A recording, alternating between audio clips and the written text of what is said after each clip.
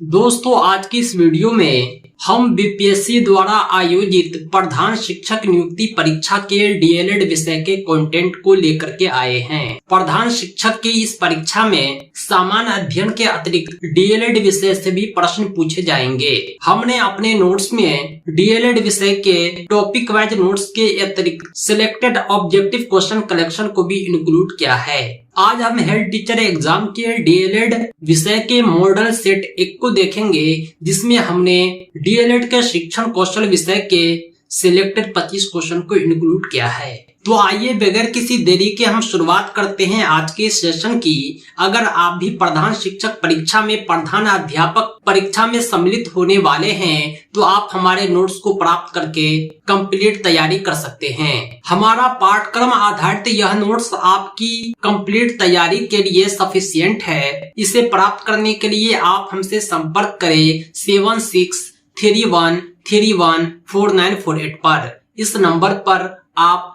Call भी कर सकते हैं, व्हाट्सएप भी। आइए हम शुरुआत करते हैं आज के इस सेशन की। पहला क्वेश्चन है, किस मनोवैज्ञानिक के अनुसार विकास एक सतत और धीमी प्रक्रिया है? बहुत सारे मनोवैज्ञानिक ने विकास को अपने अपने शब्दों में परिभाषित किया है, लेकिन एक मनोवैज्ञानिक थे जिसका नाम था स्किनर।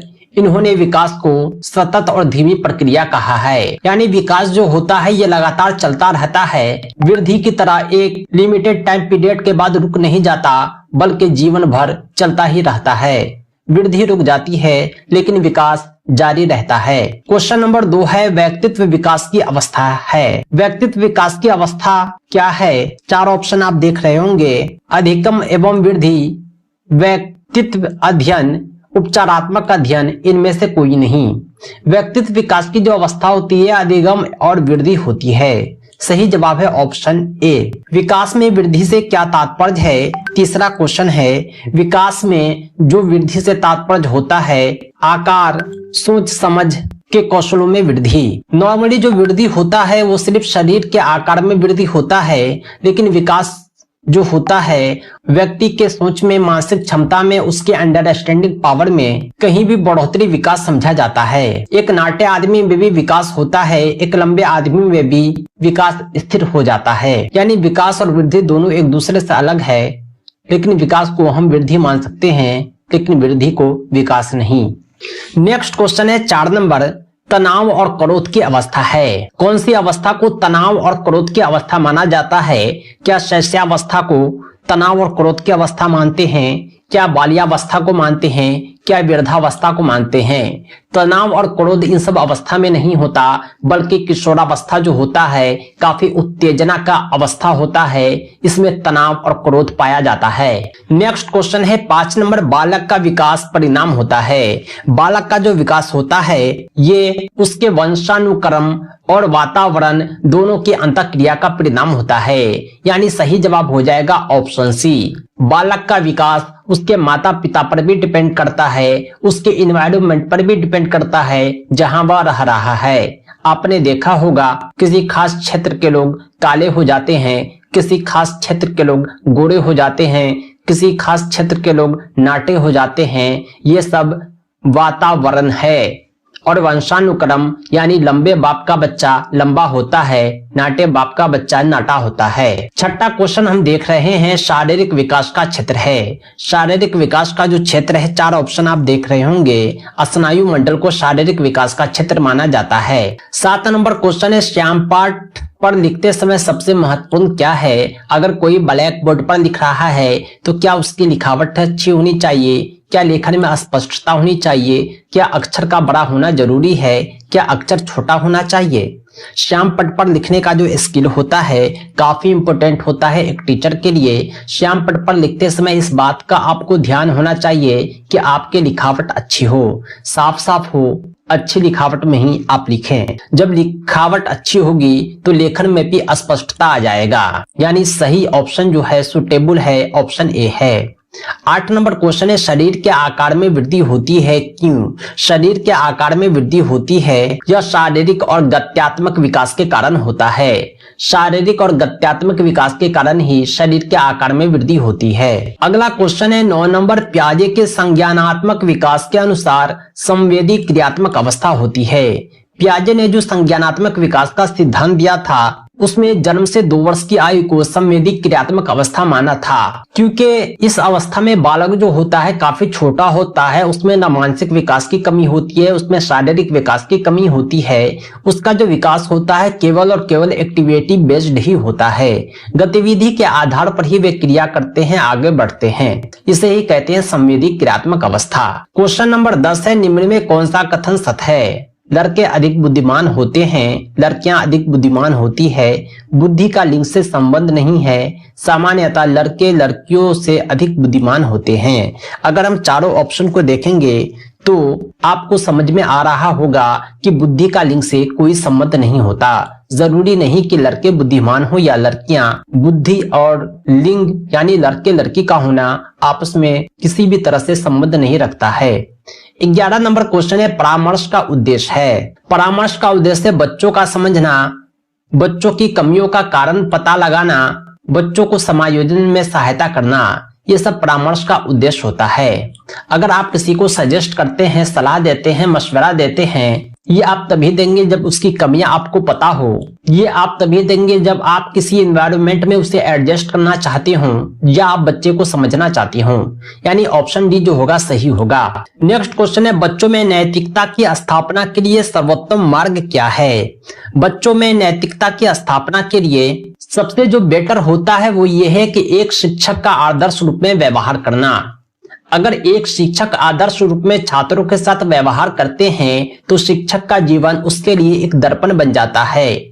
यानी शिक्षक की नैतिकता ही उसके नैतिकता का सर्वोत्तम मार्ग बन जाता है। सही जवाब है ऑप्शन बी। अब हम बढ़ते हैं नेक्स्ट क्वेश्चन की ओर। 13 नंबर क्वेश्चन है, शिक्षा में फ्रोबेल का महत्वपूर्ण योगदान था, किसका विकास? फ्रोबेल ने जो सिद्धांत दिया था उसमें खेल आधारित बच्चों की शिक्षा से संबंधित था। यानी फ्रोबेल का योगदान था किंडरगार्टन का विकास। अगला क्वेश्चन है, एक अच्छा अध्यापक विद्यार्थियों के मध्य बढ़ावा देता है।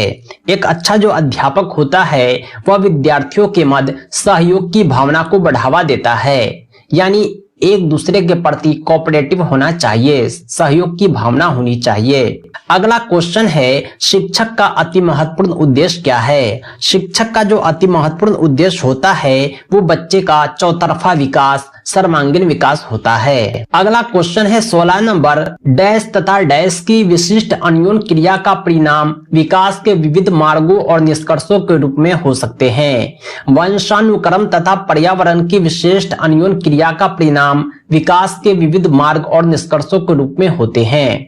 नेक्स्ट क्वेश्चन है 17 नंबर, भारत सरकार की कंप्यूटर आधारित अधिगम प्रक्रिया के माध्यम से छात्रों को सिखाने के लिए आईटी स्कूल योजना की शुरुआत कब होती है? भारत में आईटी स्कूल योजना की शुरुआत 2004 में होती है। इसका उद्देश्य स्कूलों में कंप्यूटर शिक्षा का देना है। नेक्स्ट क्वेश्चन है 18 नंबर, 6 से 14 वर्ष की आयु के बीच बच्चों को एक मौलिक अधिकार के रूप में मुफ्त और अनिवार्य शिक्षा देने के उद्देश्य से सर्व शिक्षा अभियान की शुरुआत कब होती है? SSA सर्व शिक्षा अभियान की शुरुआत 2001 में होती है। नेक्स्ट क्वेश्चन है, स्तरीय गुणवत्तापूर्ण शिक्षक के शिक्षा के लिए पाठ्यक्रम ढांचा राष्ट्रीय अध्यापक शिक्षा परिषद द्वारा कब निकाला गया था? सन 1998 में राष्ट्रीय अध्यापक शिक्षा परिषद द्वारा शिक्षा के लिए पाठ्यक्रम का ढांचा निकाला गया था। अगला क्वेश्चन है 20 नंबर, निम्नलिखित में से कौन सा महत्वपूर्ण प्रभाव शिक्षण की प्रभावकारिता पर निर्भर करता है?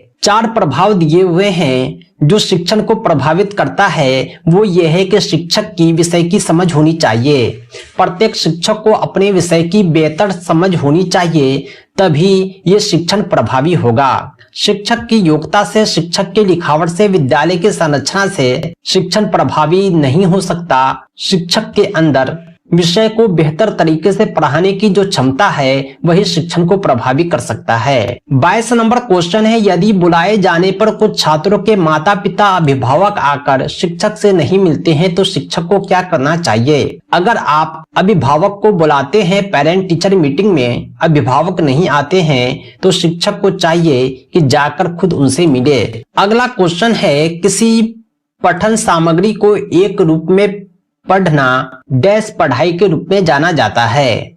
किसी भी पठन सामग्री को एक रूप में पढ़ना यह सतत पढ़ाई होता है, न कि बंटित समूहित अंतरिल, यानी इनमें से कोई नहीं। 24 नंबर क्वेश्चन है, पाठचर्या निर्माण को कार्य माना जाता है, यानी सिलेबस बनाना कैसा कार्य है? ये जो काम होता है अत्यधिक विशेषज्ञता वाला काम होता है।